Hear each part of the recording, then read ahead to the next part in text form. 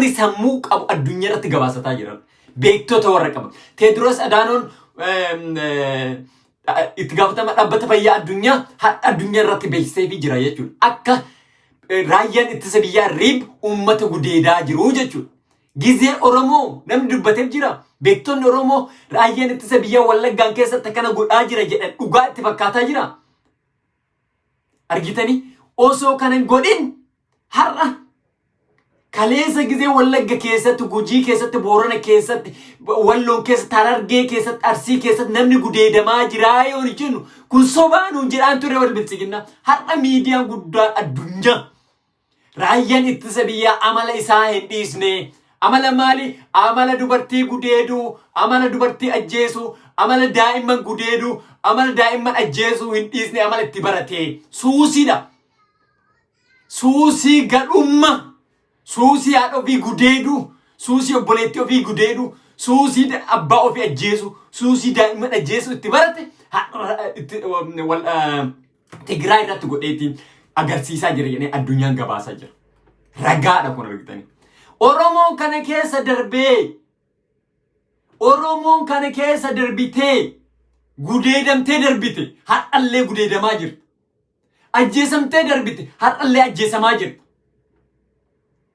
Waan har'a Tigraay argite kaleessatti argaa turte. Waan Tigraay xiyyaaraan bara 2018 Wallaggaa xiyyaaraan dhaa turan. Kun waan Oromoon argeedha. Kanaafi wanti an dhufeef kaayyoon kiyya. Tigraayidhaaf Nasriin irraa loluudhaafi no kaleessa warra Tigraayitu Wallaggatti namni ajjeefamaa jira. Nana loli jedhee na waame. Gizeenu iyyinu Wallaggatti namni du'aa jiru Oromiyaa keessatti namni du'aa jira jennee nu iyyinu uummata Tigraayitu Abiy Masgoo jedhee jira hin jenne. An dhimma kan kootii miti uummanni Tigraaya. Dhimma kan kootii miti. Ina Sababi sablammoonni gizee uummanni Oromoo gudeedamaa ture ajjeefamaa ture gizee abbaan keenya tumamaa ture abbaan fedha ajjeefamaa ture nuun dubbanne sabaaf sablu dhimma kan kootii miti. Dhimma kan kootii miti. Dhimmi kan koo gaafa Wallaggatti namni du'u gizee namni Jimmatti ajjeefamu gizee Arsitti namni gudeedamu gizee Booranatti namni ajjeefamu gudeedamu namni dubbate jira hin jiru. Har'a wanti Tigraayidhaaf gudeedamee dhiise ajjeefame wanti si galchu hin jiru. Obboleessa wanti si galchu hin jiru. Kaayyoo qabadhu kararratti hiriir. Kaayyoo qabadhu waan manaa baateef qabadhu. Ati Tigraay bilisoomsuuf baate. Hoy. Tigraay loluu baate. Moo mana kan kee Tigraay keessatti ijaarratu baate. Haadha kan kee abbaa kan keetu Tigraay keessa jira. Natti himi. Haati kan kee Oromiyaa keessa jirti. Obboleettiin kan kee Oromiyaa keessa jirti. Kan kaleessa gudeedamte Oromiyaa keessatti malee Tigraay keessatti himi. Har'a lafaa kaateetiin ani Tigreedha. Tigree deeggara. Tigreen bakka na buuti. Waan akkanaati jechuun sirra jiraatu jiran. Namummaa isaa dhageeffadhu. Nama yoo waasii godhe kaleessa waasii godhan. Kaleessa miliyooni 5 Tigree gizee Wallaggi dhuman callisaa ture. Har'a goota kokko Oromoon na deeggaraa jira siin jenna. Diina kan kee addaan baasi. Diina kan kee addaan baasi. Uummanni Tigree guutuun diina Oromooti jechuu kan kootii min. Maaliif callisan gaafsanii? Deebinaa deebseshi. Deebisina. Gizee uummanni 5,000 dhume Wallagga Bishooftu eessa turan? Tigraay mar'a kee ajjeefamaa jirte keessa turani bar. Tigraay mar'a mucaan isaanii kakaleessa isaan guddisan tume. Abiy Ahmad tume keessa turani yar bakka tokko hin deemne yar. Maqalee hiriira nuu baanii gizee namni ajjeefu hiriira nuu baanii gizee namni tuma hiriira nuu baanii mootummaa Mallas Zeenaawii gizee saniitti dubbatanii Oromoon ajjeefamaa jira irraa dhaaba jedhanii Mallas Zeenaawiitti himanii Dabretsoon immoo uummata Oromootti ajjeefamaa jira callisaa jedhaniini har'a immoo isin dirrisaa lafumaa kaatanii uummanni Tigraay beelaan dhumee jira. Uummanni Tigraay akkana nuu godhee jira. Uummanni Tigraay akkana ta'ee jira. Maaltu si galcha uummanni Tigraay? Kan keetuun beektu ati. Kan keetuun beektu. Kan keetuun beektu kan gandaa maaltu si dheessiisati? Tigraay keessatti mana ijaarataa jirtaati. Tigraay keessatti waa godhataa jirtaati. waan hin beeyne bakka hin beeyne hin dhaqinallee bakki qabsoo kee jiru Oromiyaa keessa. Oromiyaa si galcha malee waa'ee Tigraay si hin galchu. Waa'ee Tigraay nu caalaa keetti dhiyaatu ilma isaanii Abiy Ahmad malee si himini. Kan ati guyyaa takka Tigraay hin dhaqxeen beektu. Abiy Ahmad Tigraay jiraata ture, nyaata irraa ture, Dabratsiyoon wajjin Mallasa wajjin algaa tokko wajjin rafaa warra ture warra jireenya olii beekuudha. Jaratu wallaqa walirraa dhukkee kaase malee wanti si galchu hin jiru si. Kasi galchu ilma hiyyeessaa Oromiyaa keessatti ajjeefamu dubartii hiyyeetti daa'ima wanni keessa wallaggaa fi Gujii keessatti gudeedamtuudha. Amalli raayyaa ittisa biyyaa har'a Tigraay keessatti agarsiise jennee nu dubbannu amaluu isaati. Jarana yoon waanuu irra kenne jibba irra kenne mee kaleessa wallaggaan keessatti nama gudeedinaan jedhe. Kaleessa Gujii keessatti nama gudeedinaan jedhe. Abboleetti Harargee keessatti nama gudeedinaan jedhe. Jimma Iluun Abbaa Booraa keessatti nama gudeedinaan jedhe. Waan qabatama lafa jiru jiran. Har addunyaa gabaase Nasrii Jamaalii mini miidiyaa gabaase BBC gabaase VOA gabaase akka wallaggaan keessa akka Tigraay keessatti nama gudeedamaa jiru. Eenyu gudeedaa warruma kaleessa raayyaa ittisa biyyaatu nu ajjeesaa ture warruma kaleessa obboleettii keenya haadha keenya dubartii ulfaa gudeededha. Warruma santu haadha Tigraay dhaqe. Kanaaf bar yeroo wahaasam raayyaa ittisa biyyaa kan kootii raayyaa ittisa biyyaa gaachanni kan kee haadha kan kee gudeede maalinni. Gaachanummaa kan kee obboleettii kee gudeedudha. Obboleettii kee ulfeessuudha.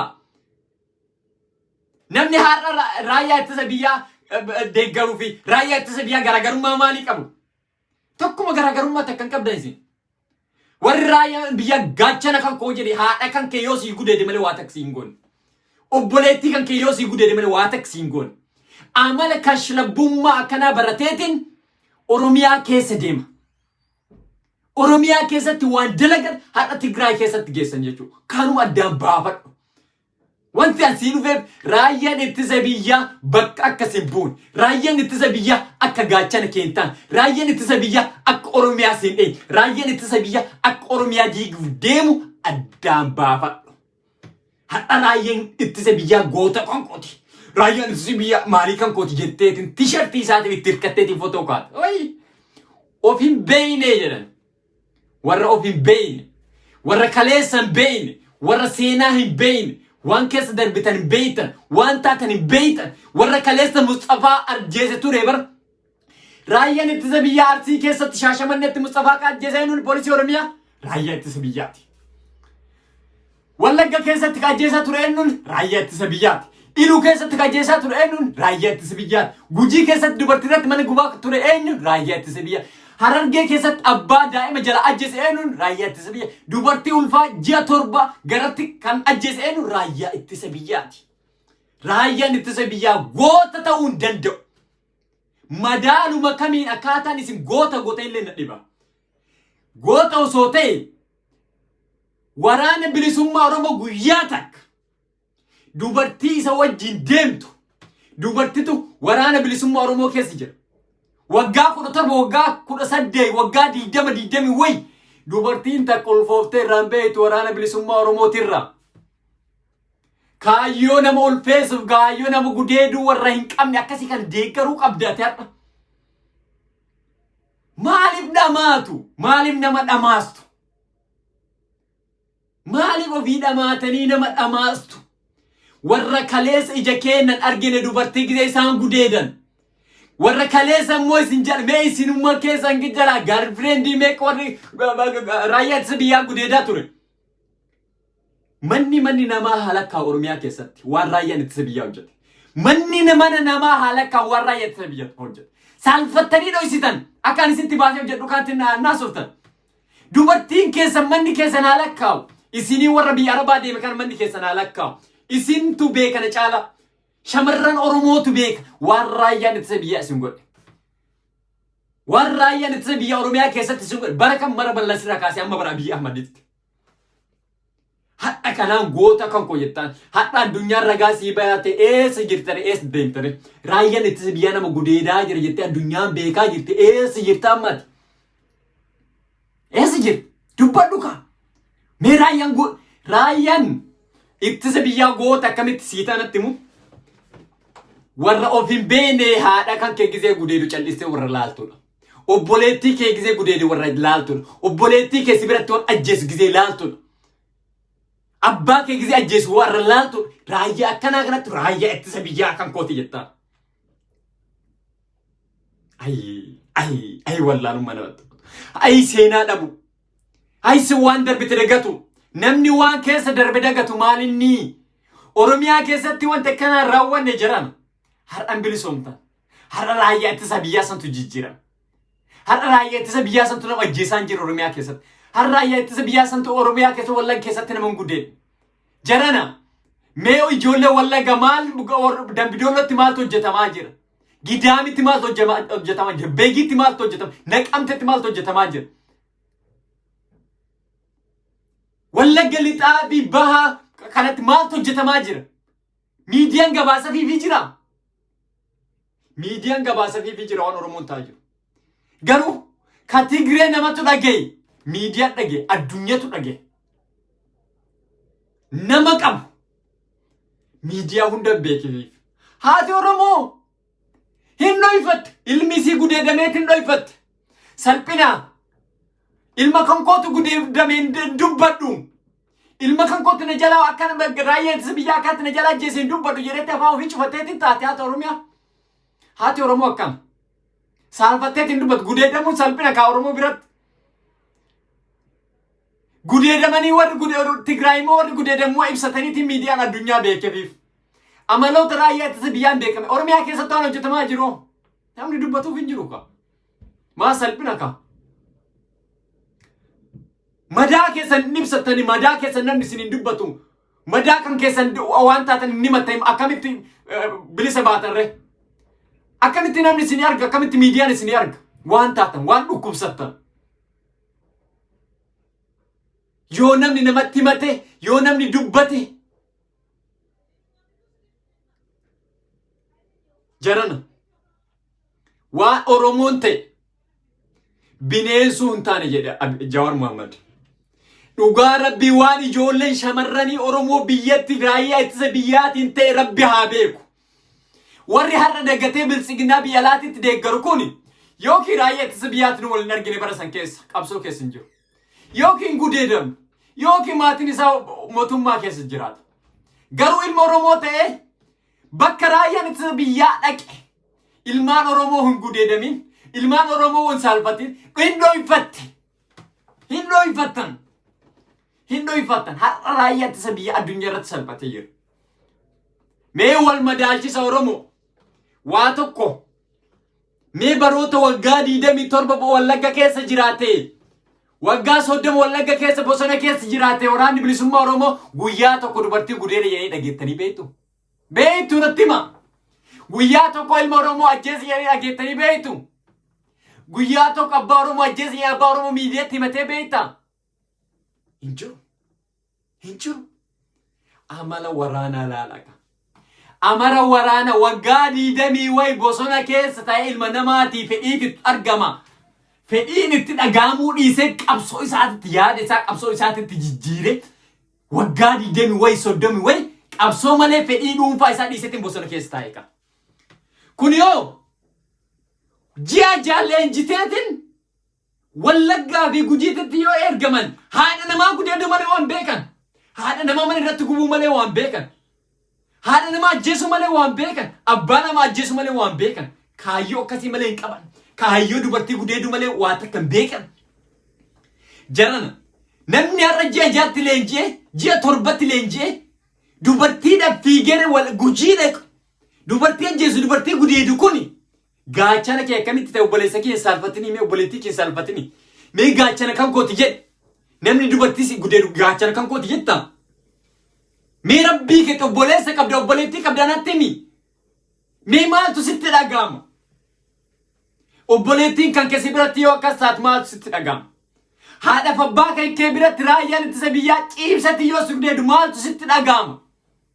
Mee naaf himi ishi. Naaf himi ishi. Naaf himi. Waan akkanaa kanatu ilmaa Oromooti irratti hojjetaa jira. Hadhas borus ilmaan Oromoo raayyaan ittisa biyyaa goota sii ta'uu mini diina dhugaa diina caalu jechuudha. Diina caalu nama haadha fi abbaa kan kee biratti ciibsee si gudeedudha raayyaa ittisa biyyaati. Fudhadhu kana jaallatteellee jibbiteellee. Gudeeddaa yoo jedhamu salphaa sitti fakkaati yaaki. Hay namummaa keessaa baata. Dubartummaa keessaa baata. Shamarrummaa keessaa baata. Lammata deebi'ee dhiirsi hin laalu. Dubartii akkasii raayyaa ittisa biyyaa tokkos godhanii namni dhiiraas hin fuudhu. Ilmi Oromoo har'a kanaaf ijoollee Oromoo akkatti kararratti gataaba. Inni immoo guyyaa tokko salpha guyyaa tokko haadha ofii abbaa ofii obboleeyyan ofii duubatti yaadateen beeku. Yaadatu ka. Kaayyoon manaa baheef hin beeku.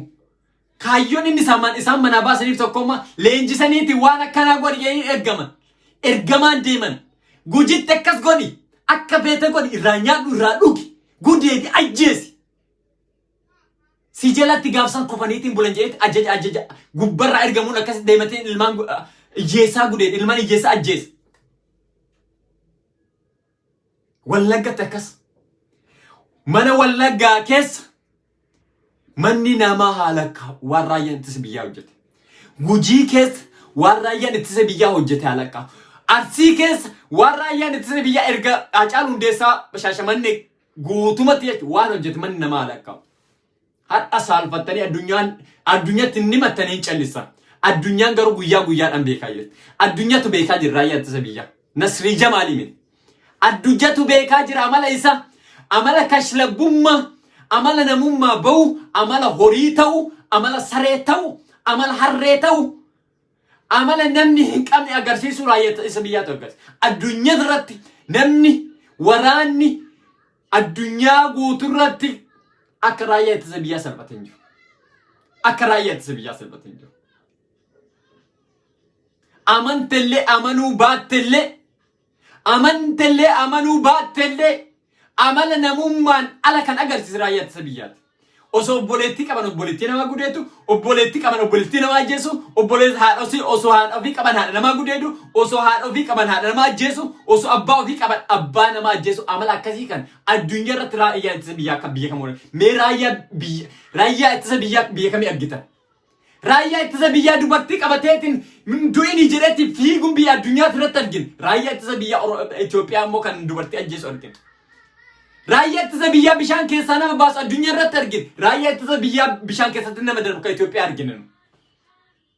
Jaran yoo dhugaa dubbatte malee, yoo saalfatuu dhiiste malee, yoo addunyatti miidiyaatti himatte malee salphinni kee salphina duruma. Salphina dhokfattee immoo taa'urra dubbatteetiin akka Tigraay kanatti addunyaa sii beeku wayya. Salphina Wallagga keessatti sin dhoyfattan. Manni manaa haalakkaa'u. Harmeen kee hin beekte abbaan kan kee lakkaa'aa jira. Gujitti waan ilmaan Oromoo gujii ta'aa jiran boorani ta'aa jiran. Raayyaa ittisa biyyaa hin beekaatin kee hin beekte harmeen kan kee hin beekte. Arsitti ilmaan Oromoo maal ta'aa jiran? Dubartiin maal ta'aa jirti? Shamarran maal ta'aa jirti? Kabaja dhabanii jiran. Kabajan qaba haati kan kennantumamtiin gudeedamtiin ajjeefamti kabajni hin jiru. Jaran biyya raayyaa ittisa biyyaa akkanaatiin goota jirtan keessa jirtan. Biyya raayyaa ittisa biyyaa nama gudeedummaa gooti jedhame argamu keessatti jirtan. Biyya raayyaa ittisa biyyaa nama gudeeduudhaan badhaasamu keessa jirtan. Biyya akkasiisantu biyya Itoophiyaa jedhamtee waamtu keessa jirtan. Jaallattanii jibbitanillee. Waan ragaa waan qabatama. Waan miidiyaan addunyaa argeedha kun. Waan miidiyaan addunyaa argeedha kun. Haadha namaa hin saalfattan. Abbaa namaa hin saalfattan. Abbaa namaa hin kabajjan. Haadha namaa hin kabajjan. Addunyaan isin salphistee jirtan. Salphattanii jirtan. Har'a kabajaa warri isin biraa qabu. Warri akka bosonuutitti bosona keessa jiraatan. Warri akka waraabessaatitti bosona keessa galan. Warri akka qeerransaatti bosona keessa galan. Warri namni isaan hin argine. Warri akka fedheetti jiraatuu danda'an. Warri akka fedheetti gudeeduu danda'an. Garuu amala akkasii dhiisanii amala akkasii sammuu isaaniitti keessatti yaaduu dhiisee waraanni bilisummaa Oromoo garuu waggaa 27 waggaa 30 haadholii fi abbootii keenya wajjin dubartii wajjin shamarran wajjin lagatti argaa biruma taraa.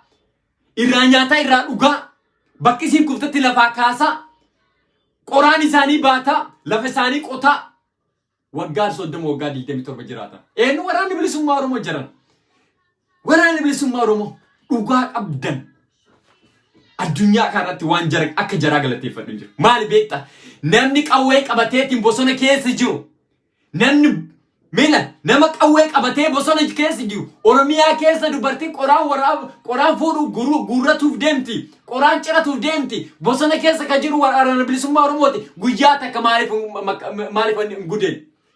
gudeeddamu makkalakaa dubbatee jira waraana bilisummaa Oromoo guyyaa takka gudeeddamee waraana bilisummaa Oromooti namni gudeeddamee irra jedhee dubbatamee jira dubartiin gudeeddamte jirti hin jirtu amala waraana akkanaa qabdan dhageeffadhu. Yoomillee Oromoo raayyaa ittisa biyyaa Oromiyaatii fi waraana bilisummaa Oromoo bosona jiru wal hin qixxeessin. Walillee hin qixxaatan amallee tokko hin qaban. Waraanummallee tokko hin qaban. Kabajaa yoo barbaad, jaalala yoo barbaad, dhugummaa waraanaa yoo barbaad, amala namummaa yoo barbaad, amala harrummarraa bahuu yoo barbaad waraana bilisummaa Oromoo deeggar. Waraana bilisummaa Oromoo bira jira. Waboo jedhamu kana jechuudha. Hadha nuuf gal. Maaliif nuuf galarra beektanii? Kaleessa warri nuuf galin kaaka kiyya. Kaleessa nuuf gal. Nutti hin mul'anne. Maaliif nutti hin mul'atin? Waraana bilisummaa Oromoo kana maqaa nu balleessaa ture. Waraana bilisummaa Oromoo kanatti akkas godhaa jiru jira. Waraana bilisummaa Oromoo kanatti nama ajjeesaa ture jira. Waraana bilisummaa Oromoo akkana godhaa jedhanii TVdhaan maaldhaan nutti wanni godhaa ture. Hadha miidiyaa dhugaa bayeetiin isaanis miidiyaadhaan gabaasaa jiran viidiyoodhaan gabaasaa jira feesbuukiin galan isaa haa ga'u miidiyaan Oromoo baay'atuun galan isaa haa ga'u maqaa isaanii addunyaa irratti beeksise jechuudha. Kabajamummaa isaanii jaalala namaa qabaachuu isaanii jaalala Oromoo qabaachuu isaanii jaalala Oromiyaa qabaachuu isaanii addunyaa irratti beekamteetiin jirti jechuudha. Eenyu waraanni bilisummaa Oromoo kabaja namummaa qabaachuu isaanii nama qabanii nama ajjeesan nama yoo qaban akkaataa isaanitti waraanni bilisummaa Oromoo marfeetti direetiin wal'aanu argitanii jirtan miidiyaa irratti. Laala osoo immoo raayyaa ittisa biyyaa ta'ee'oo kalee isaa baasee sitti garsiisa. Meeshaa isaa muree sitti garsiisa. Morma isaa kutee sitti garsiisa. Asirra ijjatee sitti garsiisa. Ilkaan isaa irraa cabsee sitti garsiisa. Amala akkanaatiin waliin gitanii bara fagoo fi gaara fagoo jirta. Gootummaa yoo ta'e illee onnee yoo ta'e illee naamusa naamusa qabaatu illee yoo ta'e waraana bilisummaa Oromootiif raayyaa ittisa biyyaa waliin gitu. Waraanni bilisummaa Oromoo nama gaarii naamusa qabu. Waraana naamusa qabu. Waraana Oromoon qabu. Waraana leenjisoo diigaa ijaan. Waraana nadhii gammadaa qulqullummaa isaatiin ijaare irraa dhabame. Waraana waaqoo guutuun ijaareetiin hamma ammaa gahe hadha jaalmarrootu qabeetiin ta'anii jira. Waraana akkasii qabda. Waraanni gadheenoo. Waraana ganda keessa deemu. Waraana nama saamu. Waraana nama ajjeesu. Waraana dubartii gudeedu. Waraana dubartii salphisu. Waraana sheekotii salphisu. Waraana haadhotii keenya salphisu. Waraana ustaazataa fi ustaaza sheekii mana masjida keessatti ajjeesu qabda. Mee gootummaa natti mikaate. Gootummaan atti ittiin dhaabdu sanatti. Gootummaa raayyaa ittisa biyyaatti jettee dheengadda harka sirkaataa tutan sanatti. Kanaafaan bara isin takkee keessanitti himaa. Kanaaf isin hin saalfanne. Warra saalfiin qabne. Warra saalfiin beeyne. Warra haati kan ke gizee aatuwaatti keessi gizee waan akkana irra ga'u. Warra callisee laaluudha. Warra immoo wanti sun hojjetamu isinitti toluudha. Isinitti toluudha. Warra naamusa qabne irraa dhalateedha isin. Baalageedha. Eenyurraa barattan isin? Abbaa keessa irraa barattan. Abbaa keessa irraa barattan. Waanuma Abiy Ahmed raayyaa ittisa biyyaa keessatti hojjete ilmaan isaatii irra hojjetaa jirti. Ilmaan isaa hojjetaa jirti. Ilmaan isaa hojjetaa jirti. Kana waanuma nadhii gammadaa barsiise waraanni bilisummaa Oromoo irra qabatee deema jira. Waanuma jeneraal Waaqoo itti mi'aarra qabatanii daandiirra deemaa jiran. Waanuma Taaddasaan Birruu ittiin ajjeefamee daandiirra qabatanii deeman. Naamusa Taaddasaa Birruu jeneraal Waaqoo guutu nadhii gammada naamusa Oromummaa naamusa gaarii haadha ofii kabaju abbaa ofii kabaju qoraan baataniitti deemu. Jara kana waraana bilisummaa Oromoo kana qaba. Warri gamanaa kunoo naamusa amaarri qabdu malee qaban. Maali beektaa? gaafa fooxaa qabatteetiin achirraa dhufte sharmuxummaa fi nama gudeeduudhaaf nama saamuudhaaf nama ajjeesuudhaaf waan ta'e amaloo aadaa amaara warra kaabaati. Aadaa warra kaabaati kun aadaa warra kaabaa san hadha garanatti fidan jechuudha. Hadha garanatti dhufte. Salphina keessani kun wallahi salphina jedha. Hin guddattan hin jijjiiramtan ilmi keessan isin dhaltan borruma sanuma bala.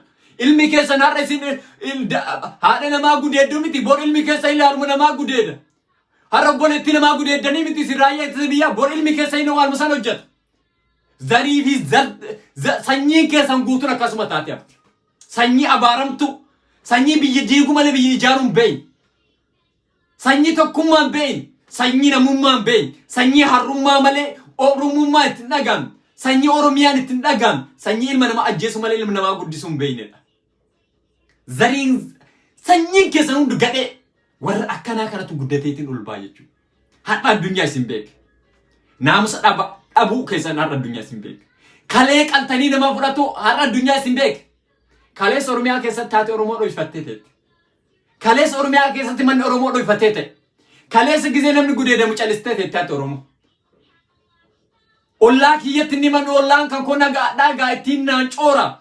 Ittiin na sodaachisa ittiin na arrabsa jettee taate Oromoo dho'ifatte. Har'a garuu manni Tigraay ittiin dho'ifanne. Na gudeedaa jiran. Dubartii na jala ajjeesaa jiran. Dubartii gudeedaa jiran. Haadha Oromoo gudeedaa haadha Tigree gudeedaa jiran jettee addunyaatti simata. Haadha BBC'n VOA'n raayyaa ittisa biyyaa nama ajjeesaa jira nama gudeedaa jira jedheetiin sii gabaase. Taarika irratti hin jiru wanti akkanaa. Taarika irratti. Bara Abiy Ahmad keessa. Yaa Rabbi. Hin dhageetta, hin argita. Salphina kana caalummoo isaaniif fidi. Salphina caalu jarama.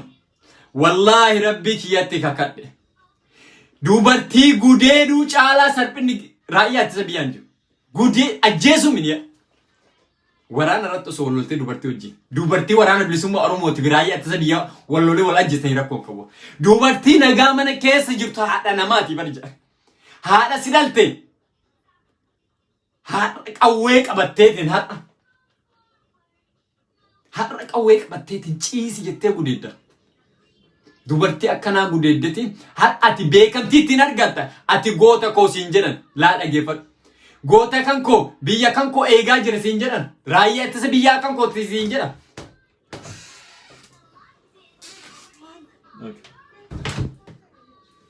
Kanaaf ilmaan Oromoo bakka jirtanitti nageenya Oromummaa kan koo isin haa ga'u. Ani kanuma haasa'u dhufee waa'ee raayyaa ittisa biyyaa haadhuma jedhe kana addaan baasa. Hin saalfatina. Amaloonni isaanii kanuma. Amala harrummaa fi amala namummaa. Kanuma lamaan keessa addaan fudhadha. Har'a addunyaatu salphise. Anaamin. Har'a isin gabbaasan waan ta'eef. Namummaa keessan, namaa yaaduu keessan, akkaataa isin nama ajjeestan, akkaataa isin nama waan itti gootan jechuudha. Waan hunda Rabbiin isin addunyaa isin irratti. Du'aa'iin immoo haadha Oromoo immoo haadha Oromoo waan hundurra ga'e callistee jette immoo ciisteetiin si abaaraa jirti. Kanaafi jabaadhaa bakka jirtanii nageenya Oromummaa kan isin haa ga'u. Annasrii Jamaalii Facebookii kiyam follow godhaa YouTubeii kee Keeraajii Orootiif jedhu like godhaa follow godhaa hordofaa isin jechuu barbaadete naaf jiraadhaa yeroo biraa walitti deebina sa'aatii badaa seenee kanuma isinitti himuufi jedha.